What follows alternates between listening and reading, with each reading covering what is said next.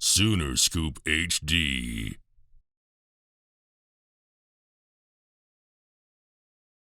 It's good to see you again, man.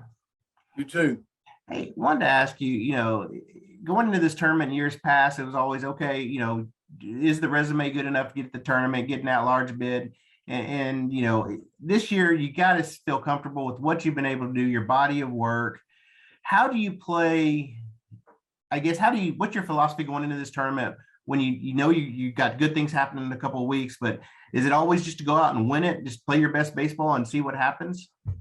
What I think the biggest thing for us is go in, and we're always going to try to play to win. There's no doubt about that. It doesn't matter who we pitch. We've got faith in whoever we throw out there on any day. In defense, just make sure we stay healthy going through that through the weekend. And biggest thing is just play baseball. Get another chance, opportunity to play in a good environment against our teams in our conference, which is a great conference, and get that opportunity to play again. And every time you get to play, it's just a bonus. I mean, the game is the game, and you got to love the game. You got to love to play the game, and you got to play it hard. I know there's still a lot of baseball to be played, but when looking back at the regular season, what you were able to do in the conference, winning 5 of 7 series, and really had a really good chance to win all 7 series. Just the way you guys played. I mean, you play. Seemed like you played your best baseball when it really counts. Did you feel like that's how the season went? Well, if I was Nostradamus, I could do that. But I mean, you're dealing with 18 to 23-year-old young men, and you never know what. We just want to play hard and get that opportunity to go out and prove ourselves. And we had that opportunity. We took care of that, and I was really proud of each and every one of the kids. I mean, what our goal is to every day to go out and play hard and play one pitch at a time. And I think that we did that at times. And there's some non-conference games that we didn't play as well in, but that's going to happen. And that's baseball. I mean, how could you ever imagine what happened at Wichita State? You credit Wichita State what they did on Monday, and then us bouncing back and playing really good over the weekend, which was, I credit that to our kids being ready to play and ready to get after it. Skip, I appreciate it, man. Best of luck down in Dallas this weekend. Okay. Was that tournament fun to go to? You're sporting that PGA hat. It was busy, but it was a lot of fun. It was. I bet it was time. A lot of fun. So, thanks, Skip. Thanks for asking. Thank you. Eddie Radosevich. I think Eric and I probably had different experiences. I drank a lot more beer, I'm sure. Hey, Skip, do you have an idea on what you want to do pitching-wise going into Wednesday? I know it's kind of a short week. It's a little bit different for you guys, but do you go in with a certain rotation? Do you stick with what you guys did during the weekends, or how's that work? I think with us going back to we need to get those guys back on full week's rest going into the weekend. So probably right now, looking at it, I don't know 100%, but I'm pretty sure that Jake will end up going on Thursday, and we'll move those guys back Thursday, Friday, Saturday in that sense, and try to open with somebody tomorrow and more like a pin day, not tomorrow, but Wednesday, and going forward, because that's a smart thing to do. Is we've got to make sure that those guys get their full week's rest going in really that week, this week, and then the next week. And we put them on short week rest 2 weeks in a row, and that's pretty difficult at times. Is that kind of where you got to be careful on Wednesday too, with how you guys are going to use Chaz and some of those long relief guys, knowing it could be a really long weekend, or you hope that it's a really long weekend for you guys? Yeah, I mean, for sure. You got to make sure that you it's kind of a weird deal, man. One of those deals you never know. You got to go out there and just, everybody's probably going to do that, I would think. I don't know that, but I would think they probably would, with what's going on with our season and what we've done. I think the biggest thing for us is to, if you look at it, like Jake Bennett's going to have to get used to throwing once every 5th day when he gets some pro ball, but his routines are set once every 7th day. And the same thing with Sandlin, the same thing with Horton. And so you bounce them up a day and then bounce them up 2 weeks a day. And it attacks them more so out of their routines, not from getting tired as much. It more gets to be a mentally grind for those guys. But I think the biggest thing is you got to trust somebody else to go out there and do what they can do, show what they can do. I mean, you're not all of a sudden going to find a needle in a haystack. You've already built that up going into it. And everyone that we're taking has faced live hitters at least one time a week, all the way through right now. So that's one good thing I'm confident in, is they've at least faced live hitters, even if a guy hadn't thrown very much at all. But he's faced live hitters. I mean, we do live BP and stuff like that. And so I think that's the biggest thing. And those guys gained experience being in that environment, because the next week environment is going to be the same way. And then just lastly, offensively, things have obviously come together extremely well here towards the end of the season. Were there any moments at the beginning of the season where like there's a certain level of trust, I'm sure, that when you give everything to Reggie and Clay, like this is kind of your guys' operation. When you started slowly, was there any worry about like, oh shit, how's this thing going to come together, or is it going to work? But obviously it has. No, I mean, as I'm the leader and the head coach, I've got to empower those guys to do what they do. That's their job to do that. And you have to empower them. And sometimes you look at it like, oh man, but the biggest thing is you have that kind of trust and that faith in those guys to do their job. And they've done it well. And we've grown every week. We've grown.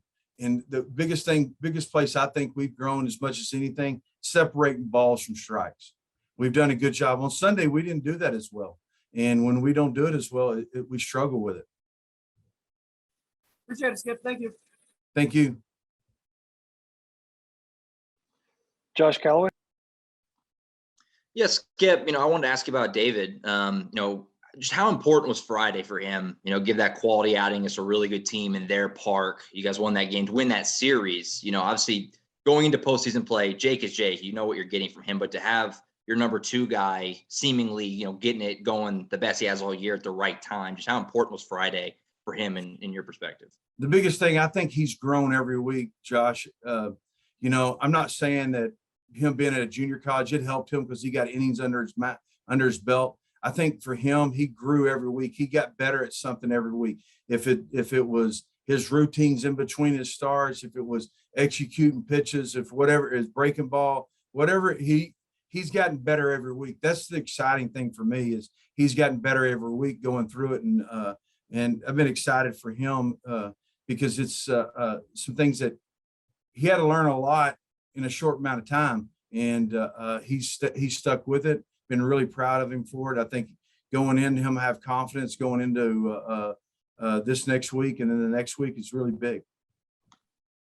One for me, heading into this week, you guys are comfortably in the tournament, but you seemingly still have a shot at that regional host if you can have a deep week this week. Just what would that be like for the program if you guys could get to that spot and have postseason baseball in your park, next weekend? Well, we can't control what those guys' mindsets are in the NCAA and in the selection committee. What we got to do is just do our part and play good baseball. And my deal is just go out and have fun and play baseball and do everything fundamentally right. Try to be really good at one pitch at a time, because that's what it really matters. Is how are you present on one pitch and at a time, because that's what really matters. And it's easier said than done at times. I think that's the biggest thing. I think our body of work shows itself. It'd be exciting to have be a regional host here, and there's no doubt about that. But we can't control that. All we can do is do what we can. And if we play really good and we get that opportunity, then that's great. It's great for the university. It's great for our program. It's great for our conference. I mean, our conference is really, really good. It doesn't matter if you're at Kansas or if you're at whoever, TCU or whoever it may be. I mean, it's a really good conference. It showed you what our conference was really about. I mean, I don't know what we were picked and don't really care what we were picked, but I thought we did a great job in conference to separate ourselves as we went through it. Appreciate it, Skip. Thank you. Jesse Crittenden. Hey, Skip, how are you? Good, Jesse. How are you?